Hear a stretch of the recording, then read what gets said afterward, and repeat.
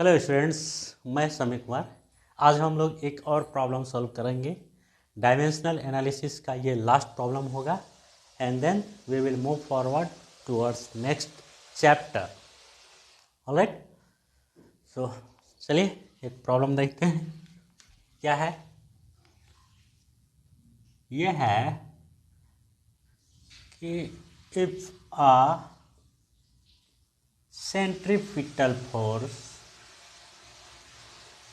centripetal force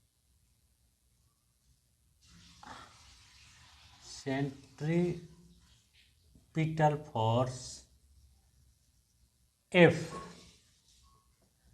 acting on a particle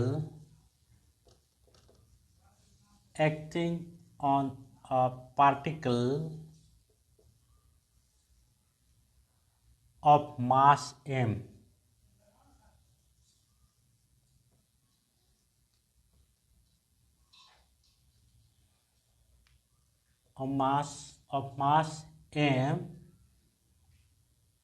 in a circle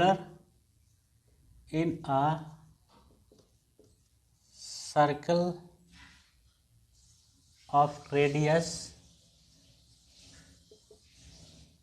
r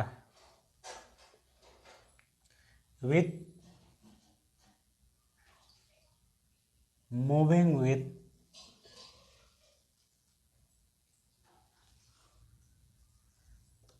velocity v depends upon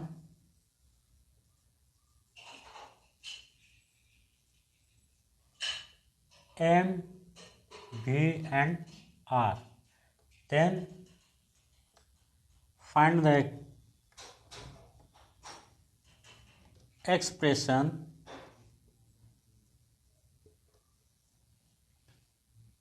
of, या for लिख दीजिए, for centripetal force.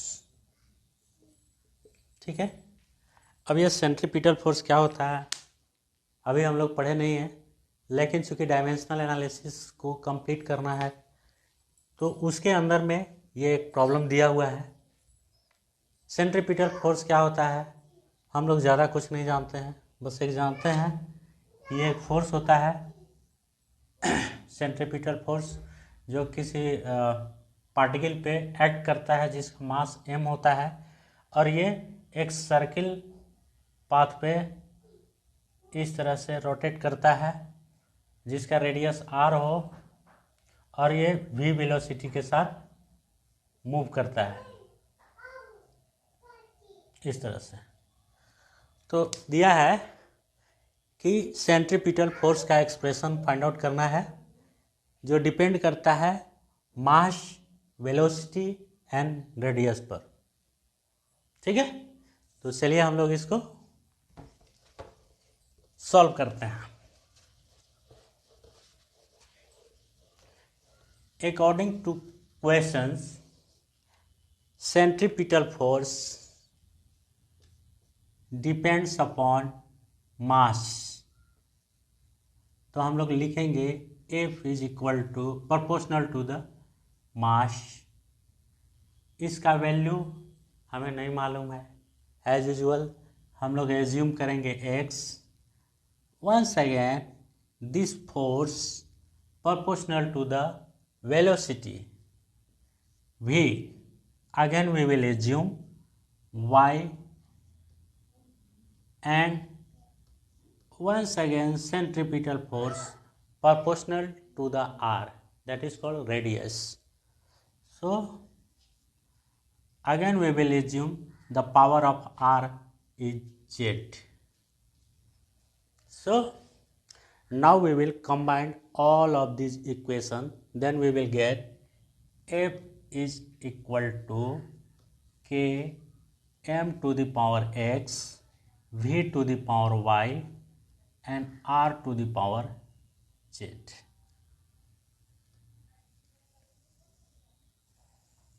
I think, is it clear? यहाँ तक हम समझते हैं कि there should be no problem up to this point.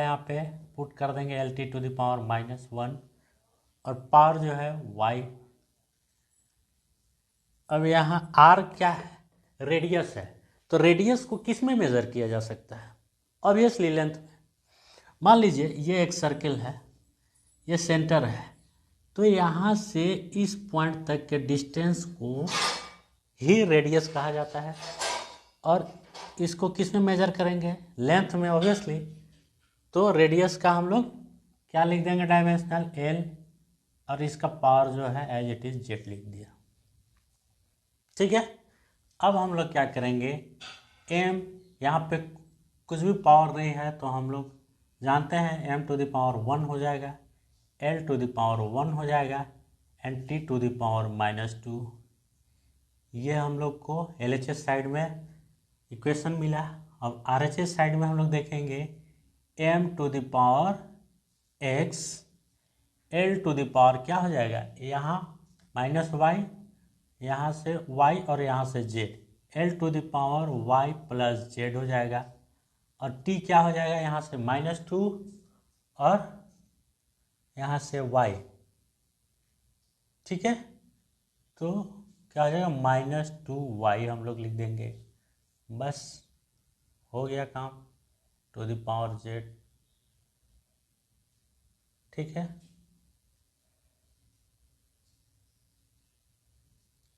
हो गया यहाँ तक। अब हम लोग बेस को डायमेंशन को क्या करेंगे, सेम बेस, जैसा कि हम जानते हैं same base will have the same dimension. Base से बेस को कंपेयर करेंगे, m1 is equals to m to the power x यहाँ है, तो x इज इक्वल्स टू क्या हो जाएगा 1। तो इस तरह x का वैल्यू हमने पाया।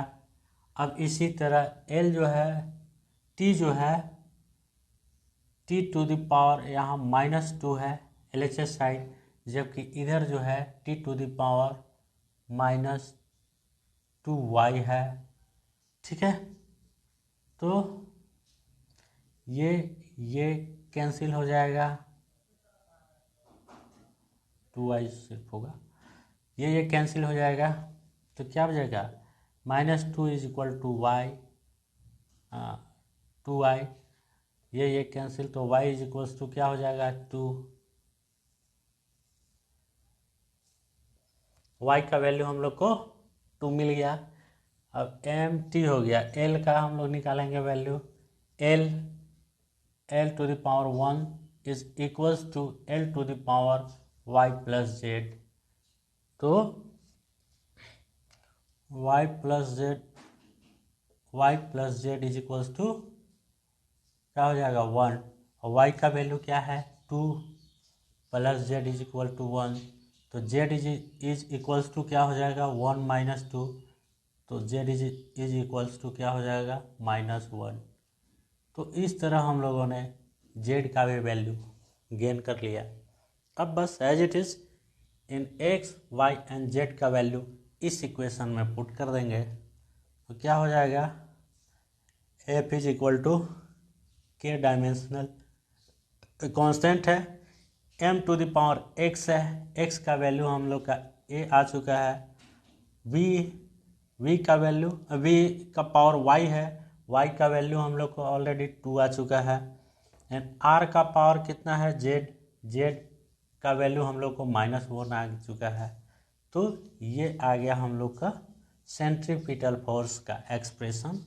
अब चूंकि हम लोग लिख सकते हैं k का, जैसा कि हम लोग जानते हैं कि डायमेंशन लेस प्रोपोर्शनलिटी k का वैल्यू एक्सपेरिमेंटली 1 एज्यूम किया जाता है, किया गया है। तो हम लोग लिखेंगे f is equal to mv² upon ये r टू द पावर -1 है, इसका मतलब r जो होगा वो डिनोमिनेटर में होगा, इसको हम लोग लिखेंगे r। तो इस तरह centripetal force is equal to mv² upon r हम लोग एक्सप्रेशन हम लोग को मिल चुका। यहाँ तक कोई दिक्कत? I believe that there should be no problem up to this point. देखिए हमने क्या किया, चूंकि यह डिपेंड करता है m, v एंड r पे, that means this force will definitely proportional to the mass, velocity and r। हमने वही किया, फिर सारे प्रोपोर्शनलिटी को कंबाइन किया, जहाँ से एक कांस्टेंट मिला k, फिर हमने एज इट इज इसको लिख दिया m to the power x, v to the power y and r to the power z। ठीक है, फिर हमने दोनों साइड को LHS एंड RHS का बेस को कंपेयर किया।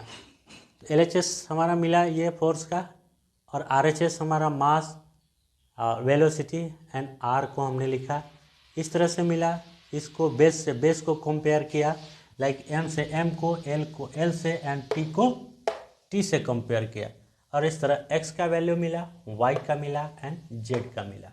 अब इन सारे वैल्यूज़ को हमने इस इक्वेशन में पुट कर दिया, और इस तरह हम लोग को सेंट्रीपिटल फोर्स का एक्सप्रेशन मिल गया, जो एक्चुअल होता ही है। Centripetal force F is equal to mv² upon r होता ही है। तो इस तरह हम लोग किसी भी फिजिकल क्वांटिटीज़ का रिलेशन जो है with the help of dimensional analysis easily can find out. Clear है? तो ये हम लोग का लास्ट क्वेश्चन है डायमेंशनल एनालिसिस का। इसके बाद हम लोग अगले टॉपिक अगले चैप्टर में इन करेंगे। ये चूँकि चैप्टर यूनिट्स एंड मेजरमेंट का था अकॉर्डिंग टू सिलेबस, और टॉपिक था डायमेंशनल एनालिसिस। तो ये आज हम लोग इस तरह से एक और इसका कुछ लिमिटेशन होता है डायमेंशनल एनालिसिस का, उसको हम लोग डिस्कस करेंगे अगले वीडियोस में, and then we will move forward towards next chapter. Alright, okay then, bye till then.